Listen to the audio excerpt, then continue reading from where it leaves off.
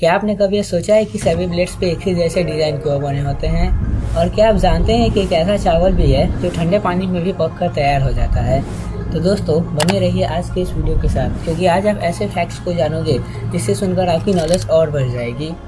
Fact number 1, दाढ़ी बनाने से लेकर बाल काटने तक जिस जगह ब्लेड का इस्तेमाल किया जाता है वो सब के सब एक ही जैसे डिजाइन के होते हैं। तो इसके पीछे के कारण को जानते हैं।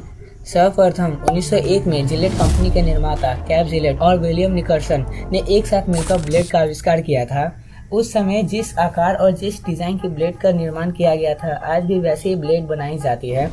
साल 1904 में कैप जिलेट ने उस डिजाइन का पेटेंट करा लिया और उसका निर्माण करना शुरू कर दिया। उस समय जिलेट एकमात्र कंपनी थी जो ब्लेड का निर्माण करती थी।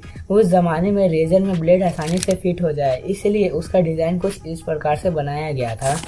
बाद में बहुत सारी कंपनियों ने ब्लेड का निर्माण तो किया, लेकिन उस समय रेजर केवल जिलेट कंपनी बनाती थी, इसलिए उन्हें ब्लेड को वैसा ही बनाना पड़ता था जैसा जिलेट कंपनी बनाती थी। और उसके बाद ब्लेड के लिए यह डिजाइन एक तरह से फिक्स ही हो गया। नंबर 2, सोने की कीमत कितनी होती है इसे तो हम अच्छे तरीके से जानते हैं, और इसकी कीमतों में हमेशा उतार चढ़ाव होता ही रहता है।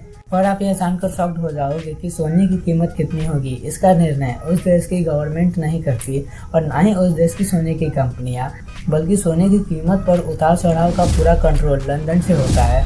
नंबर 3, भारत में एक ऐसी ट्रेन आ गई है जो पूरे विश्व में सिर्फ भारत के ही पास है।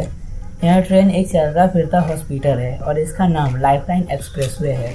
नंबर 4, अगर आप चाय को चांदी से बने बर्तन में रखते हो तो वह बहुत जल्दी ही ठंडी हो जाती है। नंबर 5, आपने बहुत तरह के चावल तो खाए होंगे, लेकिन क्या आपने मैजिकल चावल के बारे में कभी सुना है?